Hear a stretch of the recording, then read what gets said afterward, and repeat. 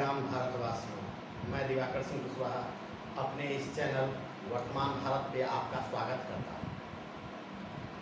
मैंने पिछले एपिसोड में भारत की एक समस्या महंगाई पर अपने विचार प्रकट किए थे। आज मैं नया विषय लाया हूँ, वो है भ्रष्टाचार। और ये भ्रष्टाचार ऐसा विषय है जिससे सभी भारतीय पीड़ित हैं और इनकी पीड़ा ये है कि प्रत्येक भ्रष्ट व्यक्ति भी अपने से अलग दूसरे व्यक्ति को भ्रष्ट पा रहा है। भारत में भ्रष्टाचार की स्थिति पर समीक्षा से पहले ये प्रसिद्ध वाक्य बोलना पड़ेगा। भारत में 80 बेईमान फिर भी मेरा देश महान, 100 में 80 बेईमान फिर भी मेरा देश महान। और ये स्थिति वास्तविकता में आज इतनी विकराल हो गई है कि कोई भी व्यक्ति अपने को पूर्णतः स्वच्छ और सदाचारी नहीं कर सकता। प्रत्येक व्यक्ति आज के समय में भ्रष्ट है। ऐसी स्थिति बन गई है क्योंकि सामने वाला भ्रष्ट नहीं है, इस पर कोई विश्वास नहीं करेगा। और करे भी तो क्यों? आज का समय ऐसा हो चुका है जिसमें भ्रष्टाचार एक बहुत बड़ी समस्या बन गई है। तो आज मैं इस विषय पर चर्चा करने से पहले आप लोगों से निवेदन करूंगा कि आप मेरे चैनल को लाइक और सब्सक्राइब करें और इस पर आप अपनी उपस्थिति इस प्रकार दर्ज करें कि भारत की राजनीति में सक्रिय सहभागिता निभा सकें। ये मैंने चैनल बनाया हूँ इसलिए कि भारत के ऐसे लोग जो राजनीति तो करना चाहते हैं परंतु उन्हें राजनीति का अवसर परंपरागत राजनीति में नहीं मिल सकता। लोकतंत्र की व्यवस्था में ऐसा हो चुका है आज कि लोकतंत्र 100 वर्ष से ऊपर का हो चुका है और ऐसी स्थिति में अब परिपक्व लोकतंत्र में किसी भी व्यक्ति को पुराने किसी भी पद्धति से प्रवेश पाना असंभव सा हो गया है। और इसी मुद्दे पर यह है भ्रष्टाचार टिका, क्योंकि कोई भी व्यवस्था जब लंबे समय तक स्थापित हो जाती है तो स्वाभाविक रूप से उसमें कुछ ना कुछ दोष उत्पन्न हो जाते हैं। तो भारतीय लोकतंत्र के साथ भी ऐसा ही हुआ है। भारत में लोकतंत्र अपनी चरम गति पर पहुंच गया है। 100 वर्ष पूरे हो चुके हैं लोकतंत्र के और इस 100 वर्षों में भारत में भ्रष्टाचार भी अपने चरम पर पहुंच गया है। कोई भी व्यक्ति स्वच्छता से जी नहीं सकता है क्योंकि आज के समय में जो नैतिकतावादी व्यक्ति हो, नैतिक हो, सदाचारी हो, वह व्यक्ति लोकतंत्र में स्थापित हो ही नहीं सकता। उसके लिए बस एक शब्द है, मंगल ग्रह का वासी। भारत का निवासी तो नहीं कहा जा सकता, पृथ्वी का निवासी भी नहीं माना जा सकता है। ऐसी टिप्पणियां मुझे भी सुनने को मिली है, इसी से मैंने ये शब्द चुना है, मंगल ग्रह का वासी। अगर आप सदाचारी हैं, नैतिक हैं और आप किसी प्रकार से भ्रष्टाचार का समर्थन नहीं करते हैं तो सामने वाला कोई भी व्यक्ति आप पर विश्वास नहीं करेगा, आपका सम्मान भी नहीं करेगा। अपेक्षा करता है कोई भी व्यक्ति कि सामने वाला व्यक्ति भ्रष्ट होना ही चाहिए। अगर वह सफल व्यक्ति है और अगर भ्रष्टाचार नहीं कर रहा है तो संदेह होता है कि वह सफल हुआ कैसे। आज सफलता के लिए अच्छे अच्छे शिक्षक, IAS की ट्रेनिंग करने वाले, मैं उनका नाम नहीं ले रहा हूँ, लेकिन अगर आप लोग YouTube देखते हैं और किसी भी मीडिया से हों तो देखते होंगे, कहते हैं कि सक्सेस होने का रास्ता ही भ्रष्टाचार है। आप IAS ऑफिसर बनने जाते हैं तो ये मत सोच लीजिए कि आप देश का भला करेंगे, नैतिकता करेंगे, आप ईमानदारी से काम करेंगे, बिल्कुल नहीं। पहले ये सब आदर्श की बातें हैं, आदर्श की बातों का जीवन में महत्व घट गया है। तो ऐसी बात नहीं है, मैं जो भी बात करूँगा वह आदर्श की ही बातें करूँगा। क्यों ना करूँ? क्योंकि मैं जैसा हूँ वैसा ही तो बोलूँगा। मैं अपने स्वभाव के विपरीत तो नहीं चल सकता। तो भ्रष्टाचार का मैं समर्थन नहीं करता हूँ और भ्रष्टाचार का व्याख्या ये कर रहा हूँ कि भ्रष्टाचार इतनी दुर्गति से आगे बढ़ रहा है कि पूरी व्यवस्था को चरमरा के रखा है। भ्रष्टाचार का स्तर कहाँ से शुरू होता है इसकी शुरुआत नहीं कर सकते। कोई भी व्यक्ति जन्म लेता है, भ्रष्टाचार वहाँ से शुरू हो जाता है। जन्म लेता है, भ्रष्टाचार वहाँ से शुरू है। अब हॉस्पिटल में सरकारी सिस्टम ऐसा हो चुका है, लोकतंत्र भ्रष्टाचार का पर्याय है। भ्रष्टाचार का पर्याय है। लोकतंत्र में कोई भी व्यक्ति भ्रष्ट ही होता है। ऐसा मैं लोकतंत्र की आलोचना करता है, मैंने भ्रष्टाचार पे बात करने की बात कही और लोकतंत्र की बात कर रहा हूँ। जी हाँ, लोकतंत्र भ्रष्टाचार की ही देन है। लोकतंत्र सदाचार की बात नहीं कर सकता, क्योंकि लोकतंत्र में सदाचार कौन किससे करवाए इसमें स्वामी कोई नहीं होता। इसमें सबके सब जो होते हैं स्वच्छंद होते हैं, क्योंकि लोकतंत्र इस सिद्धांत पर टिका हुआ है कि समानता होगी लोकतंत्र में और स्वतंत्रता होगी और प्रत्येक व्यक्ति को समानता का अधिकार होगा। तो समानता जिस समय आएगी तो मनुष्य एक स्वच्छंद और उच्छृंखल प्राणी है, अन्य जीव जैसे नहीं है। अन्य जीव को अगर बुखार लग जाए तो भोजन करना बंद कर देता है, बीमार पड़ जाए भोजन करना बंद कर दे, परंतु मनुष्य ऐसा नहीं है। स्वाद और जैविक क्रियाओं को त्याग भी नहीं करता अगर अस्वस्थ हो तो भी, यदि उसे सुविधाएं मिलती रहे तो उसका उपभोग करते रहता है। यह मानवीय प्रवृत्ति है।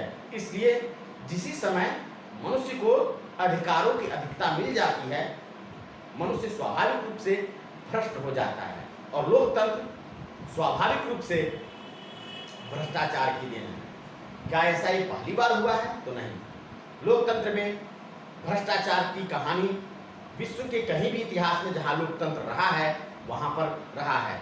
बड़े बड़े विचारक हुए हैं, सुकरात, प्लेटो और अरस्तु पश्चिमी विचारक में बहुत ही महत्वपूर्ण है। राजनीति शास्त्र के जनक के रूप में अरस्तु माने जाते हैं। उन्होंने तो लोकतंत्र की खूब भर्त्सना की है। सुकरात हो, प्लेटो हो या अरस्तु, ये सब लोकतंत्र में जिए हुए विदेशी राजनीतिज्ञ हैं। भारत के विचारकों में पौराणिक साहित्य में भी लोकतंत्र का आलोचना है।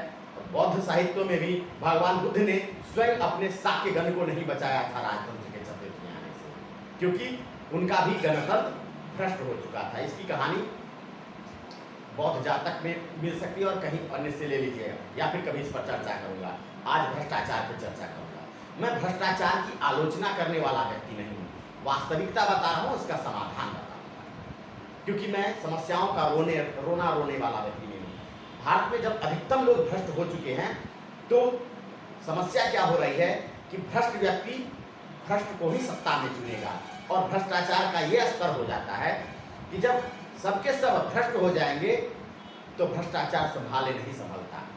और यही आज की स्थिति है भ्रष्टाचार की। भ्रष्टाचार संभाले नहीं संभल रहा है। ऐसा नहीं कहे कि मैं भ्रष्टाचार से पीड़ित हूँ इसलिए कह रहा हूँ, भ्रष्टाचार से पीड़ा तो सबको है, लेकिन सब व्यक्ति, प्रत्येक व्यक्ति जो है सामने वाले को भ्रष्ट समझता है, लेकिन खुद होता है भ्रष्ट। अगर वो भ्रष्ट नहीं है, जैसा कि मैं कहता हूँ कि मैं भ्रष्ट नहीं हूँ, लेकिन मुझे भ्रष्टाचार का समर्थन करना पड़ता है, और वो इसलिए भ्रष्टाचार का समर्थन करना पड़ता है क्योंकि मुझे जीवित रहना है, समाज में तालमेल बनाकर रहना है। अगर मैं पूर्णतः स्वच्छ हो जाऊं तो अभी तो टिप्पणी हो रही है कि मंगल ग्रह का प्राणी, लेकिन समस्या हो जाएगी कि हम सर्वाइव नहीं कर सकते, यानी हमें भ्रष्टाचार को देख करके सहन करना पड़ता है।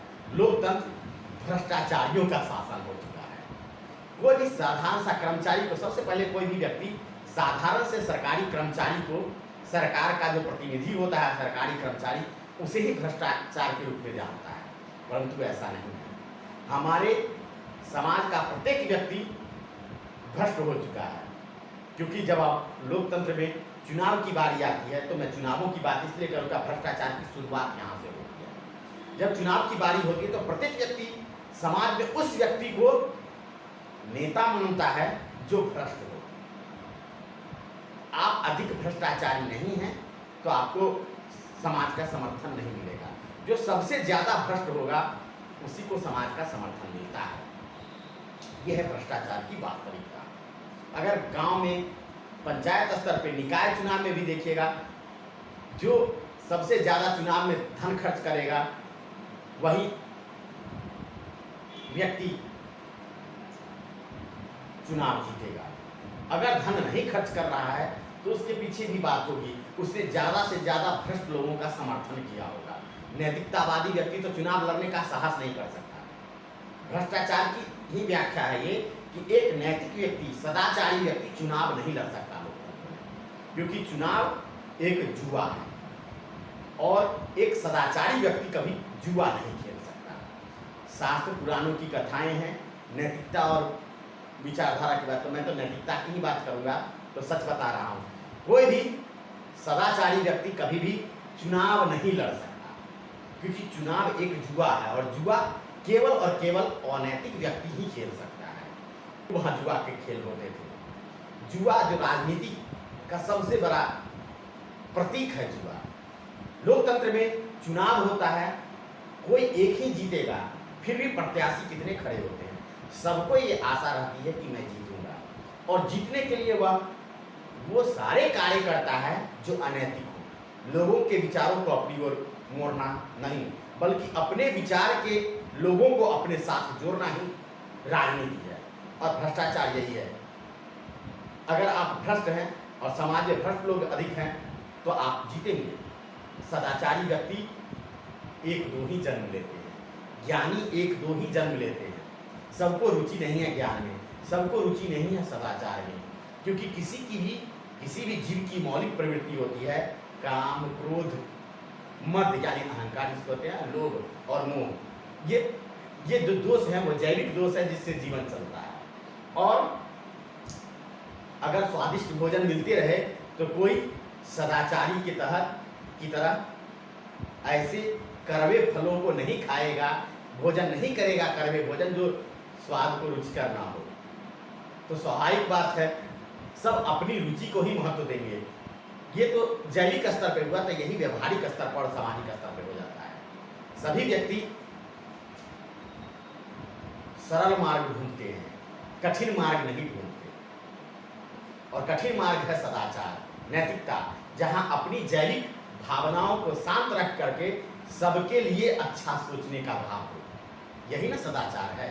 अगर सबके लिए अच्छा सोचने का भाव है तभी आप भ्रष्टाचार नहीं करेंगे, लेकिन ऐसा होता नहीं है। व्यवहार तक कोई किसी के प्रति सदाचार नहीं करना चाहता, और ऐसे इक्का दुक्का लोग होते हैं जिनमें आत्मनियंत्रण होता है। जन कल्याण की भावना वाले लोग बहुत कम धरती पर जन्म लेते हैं, तो सदाचारी लोग बहुत कम होते हैं, तो भ्रष्टाचार तो होगा। इसलिए मैंने शुरू किया, मैं भ्रष्टाचार पे चर्चा करूंगा, लेकिन मैं वो चर्चा नहीं करूंगा कि कहाँ भ्रष्टाचार है, कौन भ्रष्टाचारी है। मैं ये बात करूंगा कि भ्रष्टाचार है और हमारे समाज में है। इसी का परिणाम है कि हमने भ्रष्ट लोगों को ही जनप्रतिनिधि बना करके संसद में भेजा है, विधानसभा और संसद में भेजा है। और एक भ्रष्ट व्यक्ति से हमें बिल्कुल भी अपेक्षा नहीं करनी चाहिए कि वह सदाचारी होगा और नैतिक होगा और हमारे हित में सोचेगा।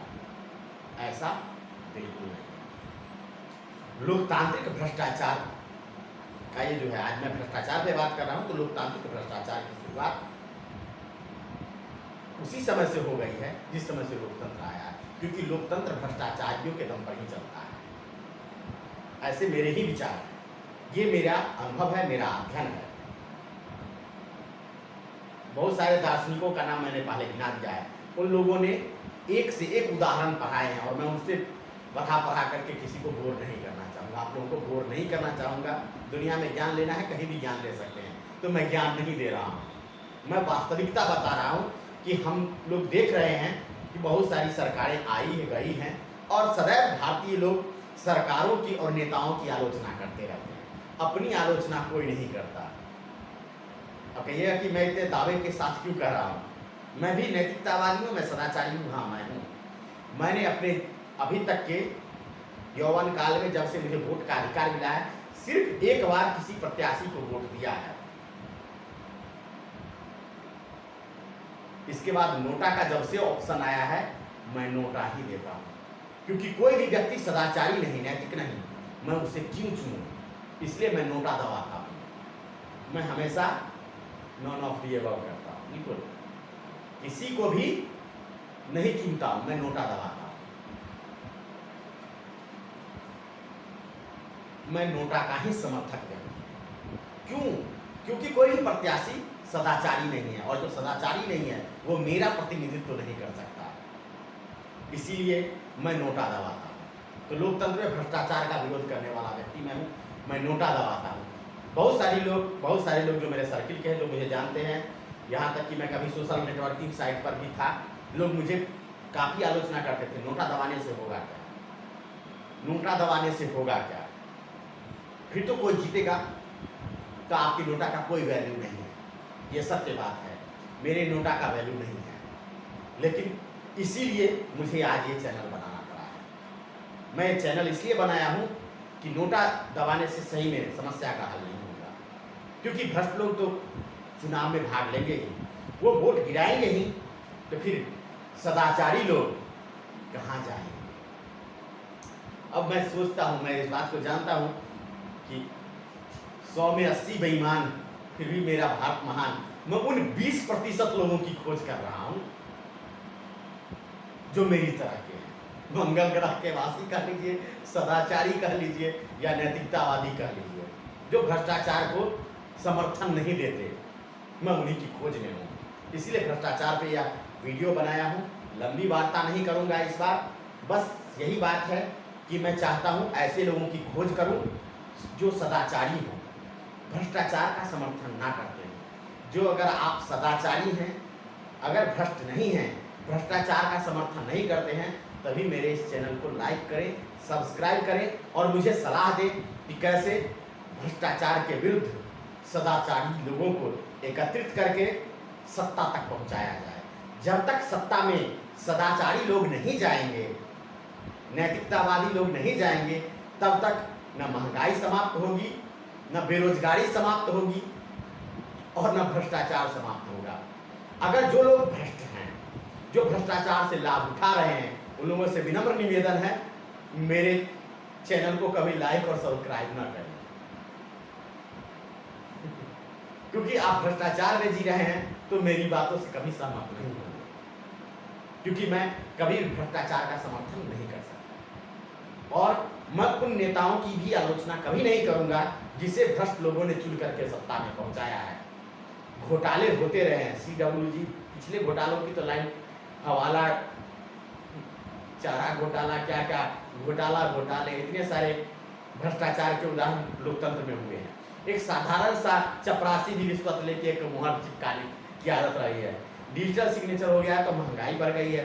एक छोटा सा भी सर्टिफिकेट बना है, बिना रिश्वत के कोई कार्य नहीं होता। कोई भी सरकारी मुलाजिम बिना रिश्वत के काम नहीं करता। अगर बिना रिश्वत के काम कर दे तो उसको सही में मंगल ग्रह का वासी वही व्यक्ति कह देगा जो उससे लाभ लिया।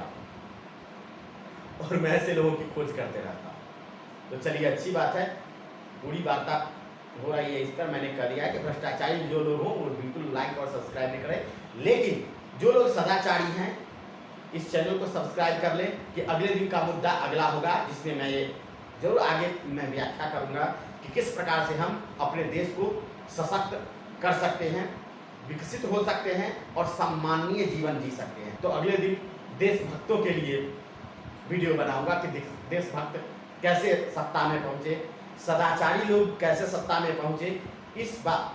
इन विचारों को लेकर के मैं अगला वीडियो बनाऊंगा। आज मैं केवल उन लोगों की खोज में हूं जो लोग सदाचारी हैं। अगर आप सदाचारी हैं, भ्रष्टाचार के विरुद्ध हैं, तो मेरे इस चैनल को लाइक करें और सब्सक्राइब करें और अपने विचार भी कमेंट में दे दें, क्योंकि मैं कमेंट पढ़ूंगा और महीने में समीक्षा भी करूंगा आप लोगों की कमेंट्स के, आप लोगों के विचारों को।